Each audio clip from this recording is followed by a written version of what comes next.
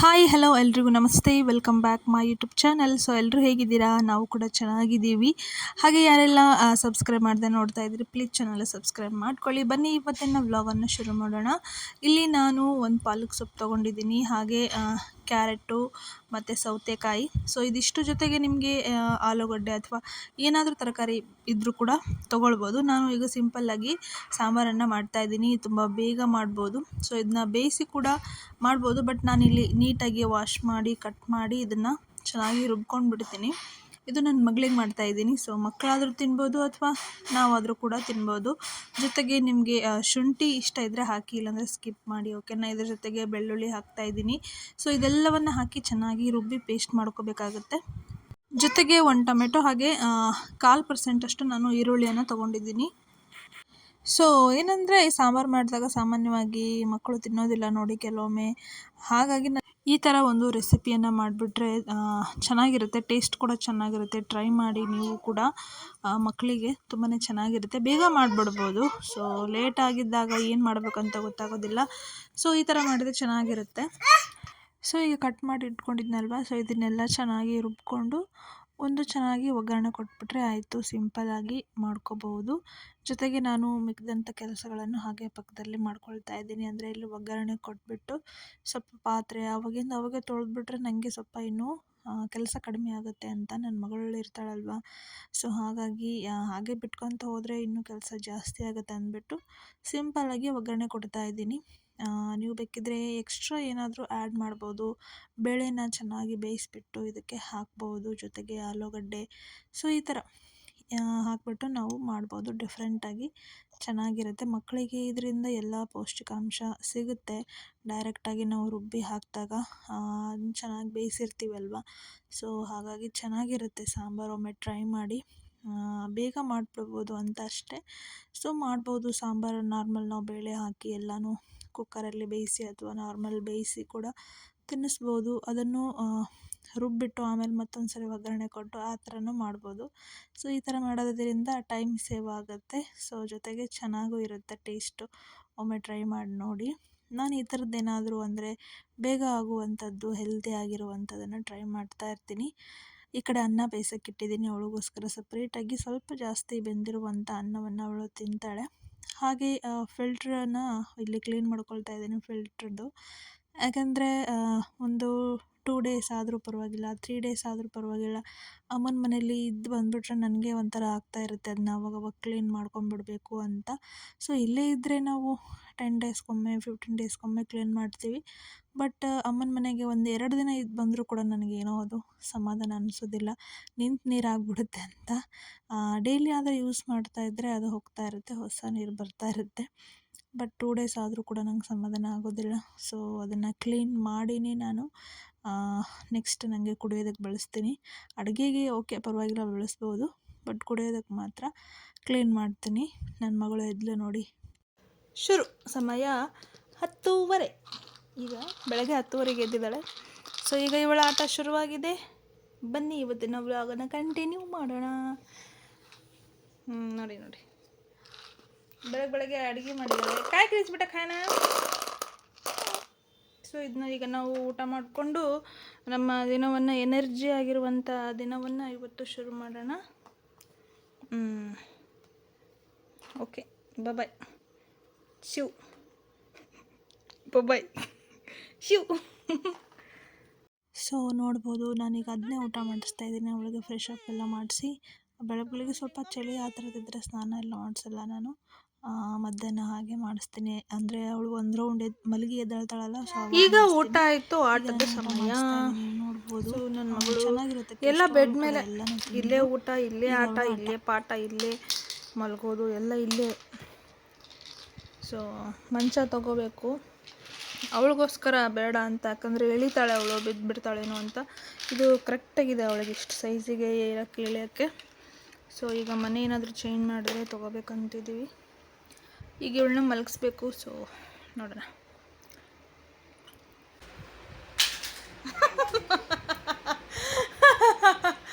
ಅಪ್ಪುಟ್ ಕೈ ಡಾಯ್ದನ್. Hi hi hello ಎಲ್ರಿಗೂ ನಮಸ್ತೆ, welcome back my YouTube channel. ಎಲ್ಲರೂ ಹೇಗಿದ್ದೀರಾ? ನಾವು ಕೂಡ ಚೆನ್ನಾಗಿದ್ದೀವಿ. ನನ್ನ ಮಗಳು ಅಲ್ಲೊಂದು ಆನೆನ ಇಟ್ಬಿಟ್ಟು ಇನ್ನೊಂದು ಆನೆಯಿಂದ ಟಾರ್ಗೆಟ್ ಮಾಡಿ ಮೇಲಿಂದ ಹೊಡಿತಾ ಇದ್ದಾಳೆ. ತುಂಬ ಪ್ರಯತ್ನಗಳ ನಂತರ ಹತ್ತಿರ ಹೋಗ್ಬಿಟ್ಟು ಹೊಡೆದ್ಲು. ಸೊ ಇಲ್ಲಿಂದ ಟ್ರೈ ಮಾಡ್ತಾ ಇದ್ದಾಳೆ. ಬನ್ನಿ ನೋಡೋಣ ಹೇಗೆ. ನೋಡಿ, ಬೀಳ್ತಾ ಇಲ್ಲ, ಹತ್ತಿರ ಹೋದರೆ ಬೀಳುತ್ತೆ. ಆಗ್ತಾನೇ ಇಲ್ಲ ನೋಡಿ. ತಟ್ಟೆ ತುಂಬ ಊಟ ಖಾಲಿ ಮಾಡಿದ್ದಾಳೆ, ಆದರೂ ಕೂಡ ಆಗ್ತಾ ಇಲ್ಲ. ಭಾಳ ಕಷ್ಟಪಡ್ತಾ ಇದ್ದಾಳೆ ನನ್ನ ಮಗಳು. ನೋಡಿ, ಹತ್ತಿರ ಹೋದರೆ ಬೀಳಿಸ್ತಾಳೆ, ದೂರದಿಂದ ಆಗ್ತಾಯಿಲ್ಲ. ಚಟಿ ತಿಮಾರ್ನಿ ಬೇಟ, ಅದು ಉಪ್ರೆ ತಿಮಾರ್ನಿ ಯಾರಿಗೊಂತಿ. ಸೊ ನಾನು ವಿಡಿಯೋ ರೆಕಾರ್ಡ್ ಮಾಡಲಿಲ್ಲ. ಅವಳು ತುಂಬ ಟ್ರೈ ಮಾಡ್ತಾಯಿದ್ಲು. ನೋಡಬೇಕು ಆಗ್ಲಿಂದ ಎಷ್ಟು ಅದೇನೋ ಅಂತಾರಲ್ಲ, ಫುಲ್ ಸೀರಿಯಸ್ನೆಸ್ನಿಂದ. ಈಗ ನೋಡಿ ಅವಳು ನೋಡಿ ಆ್ಯಕ್ಷನ್ ನೋಡಿ, ಮೂರು ಸರಿ ಹಿಂಗೆ ಟ್ರಯಲ್ ಮಾಡ್ತಾಳೆ, ಆಮೇಲೆ ಹೊಸಿತಾಳೆ, ಅದು ಬೀಳ್ತಾನೆ ಇಲ್ಲ. ಎಲ್ಲರೂ ಹೇಗಿದ್ದೀರಾ ಕಮೆಂಟ್ ಮಾಡಿ. ಹಾಗೆ ಚಾನಲ್ನ ಯಾರೆಲ್ಲ ಸಬ್ಸ್ಕ್ರೈಬ್ ಮಾಡ್ಕೊಂಡಿಲ್ಲ ಪ್ಲೀಸ್ ಚಾನಲ್ನ ಸಬ್ಸ್ಕ್ರೈಬ್ ಮಾಡ್ಕೊಳ್ಳಿ. ನಿಮ್ಮ ಅನಿಸಿಕೆಗಳನ್ನು ಕಮೆಂಟ್ ಮಾಡಿ. ಹಾಗೆ ಇವತ್ತಿನ ವಿಡಿಯೋ ಇಷ್ಟ ಆದರೆ ಲೈಕ್ ಮಾಡೋದನ್ನು ಮರಿಬೇಡಿ. ಸೊ ಹೇಗಿದೆ ಅಂತ ಕಮೆಂಟ್ ಮಾಡಿ ನಿಮ್ಮ ಅನಿಸಿಕೆಗಳನ್ನು. ಸೊ ಇನ್ನೂ ಯಾವ ಥರ ಎಲ್ಲ ವಿಡಿಯೋ ಬೇಕು ಅಂತ ನಿಮ್ಗೆ ಇಷ್ಟ ಇದ್ದರೆ ಪ್ಲೀಸ್ ಕಮೆಂಟ್ ಮಾಡ್ಬೋದು.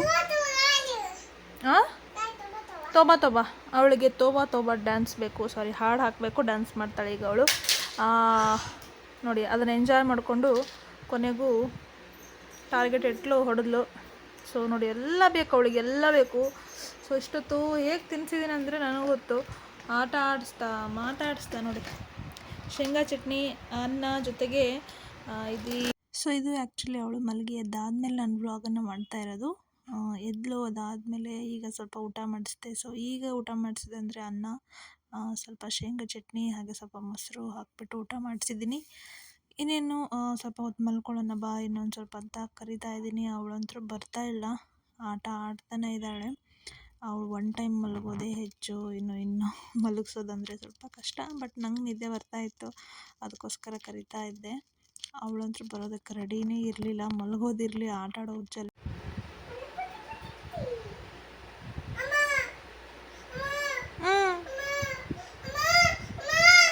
ಕಾಯ್ಕ್ರೇನಿ ರೀ ಮುಡೋದಮ್ಮ ಅಂದ್ರೆ ಕಚ್ಚು ಜಾವು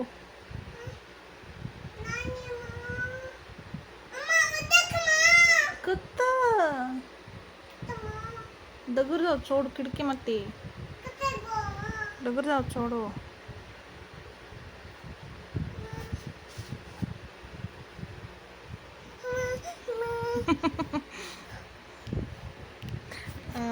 अब आता है मुड़ो है ना. पापा खाला नहीं नीडे कई. Don't worry baby Chinnamma. ಊಟ ಆಯಿತು, ಅವಾಗಿಂದ ಒಬ್ಬಳೇ ಆಡ್ತಿದ್ದಾಳೆ. ಬ್ಯಾಗ್ ಪ್ಯಾಕ್ करना है कि पापा ना. शाबाश. सो माधेरा बेटा पट्टू घालायचं देख. सुस्त हो कोण तेजी सुस्त आहे गो. ಹೇಗೋ ಪಾಪ ಹಳೆ ಹಾಕೋಣ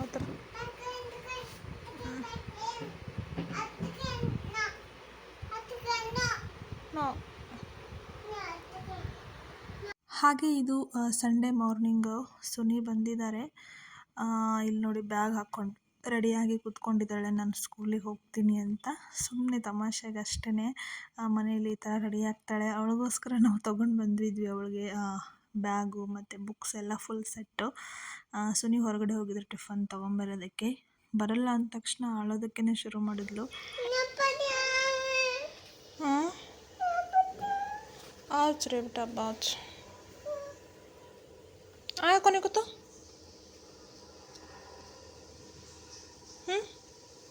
अब आया कोने को तो रिच छोड़ बेटा अपन दे रहे माँ.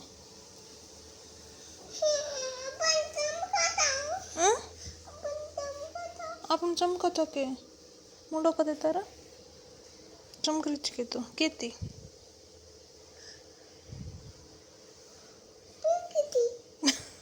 अप्पा काय करत काय रमाडच काय आन बरे फोन जर लेन बेच जाऊच काय काम करेनी ऊतून रमाडेनी पाडेनी रमाडचं त्यांना रमाडचं केव्हा रमाडचं कोणी साठा मत छोड़ बेटा, अपन काय करायचे. मत छोड़.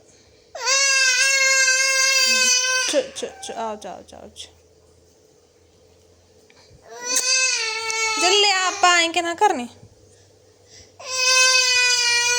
Ouch ouch ouch ouch ouch ouch ouch ouch ouch ouch ouch ouch ouch ouch ouch. कुछ कुछ साले नरीची काय अब्बा मन छोड़ देन तू. दच्ची साले ना टाटा.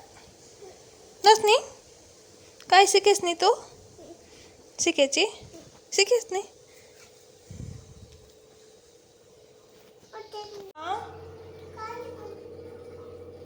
काय शिकेस नी.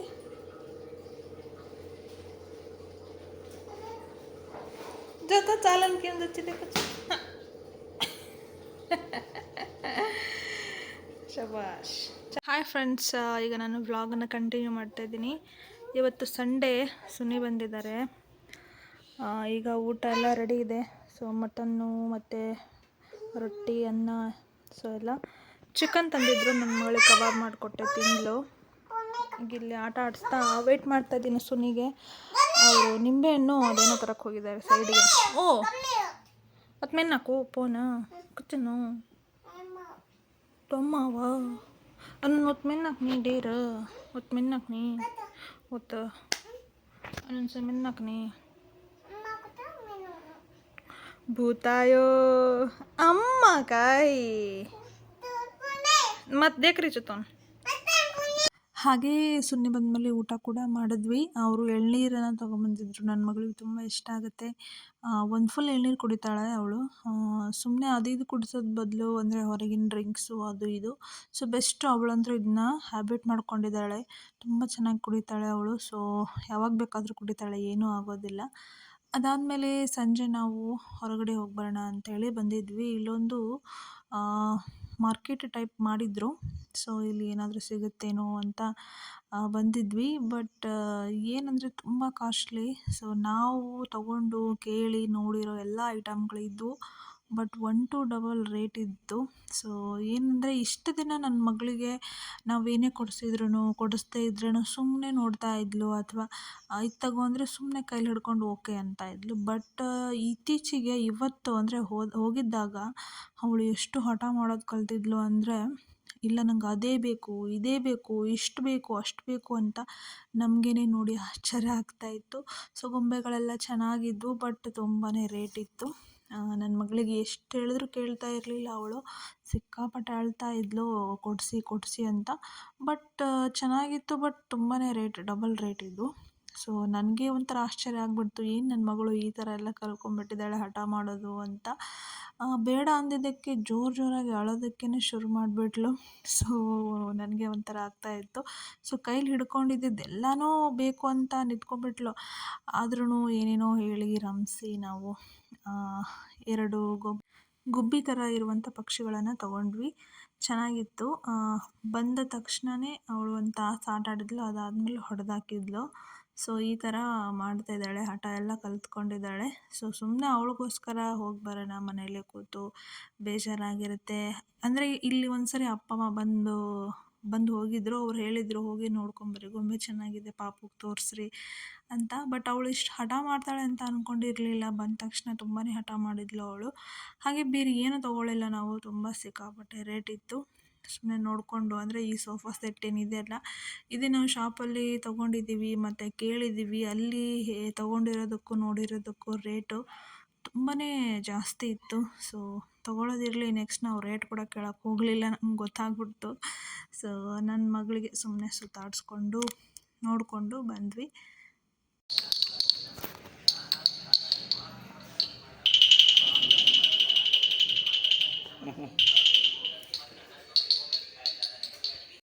ಹಾಗೆ ನೆಕ್ಸ್ಟ್ ಡೇ ಮಾರ್ನಿಂಗ್ ಅಂದರೆ ಸುನಿ ಹೋದರು ಡ್ಯೂಟಿಗೆ. ಈಗ ನಮ್ಮ ತಂಗಿ ಬಂದಿದ್ಲು. ಅಂದರೆ ಕೃಷ್ಣ ಜನ್ಮಾಷ್ಟಮಿ ಇತ್ತು ನೋಡಿ. ಸೊ ಅಂದರೆ ಇದು 2-3 ಡೇಸ್ದು ವ್ಲಾಗು. ಸೊ ಇಷ್ಟ ಆದರೆ ನೋಡಿ ಲೈಕ್ ಮಾಡಿ ಓಕೆನಾ. ಆ್ಯಂಡ್ ನಾನು ನನ್ನ ಮಗಳಿಗೆ ರಾಧೆದು ಡ್ರೆಸ್ ಹಾಕುವಂಥ ಪ್ಲ್ಯಾನ್ ಇರಲಿಲ್ಲ. ಸೊ ನೀವು ಫೋನ್ ಮಾಡಿಬಿಟ್ಟು ಇಲ್ಲ ಅವಳಿಗೆ ನೀನು ಡ್ರೆಸ್ ಹಾಕೇ ಇಲ್ಲಲ್ಲ, ಹಾಕ್ಸು ಫೋಟೋ ತೆಗ್ದು ಕಳಿಸು ಅಂತ ತುಂಬ ಕಾಡಿಸ್ತಾಯಿದ್ರು.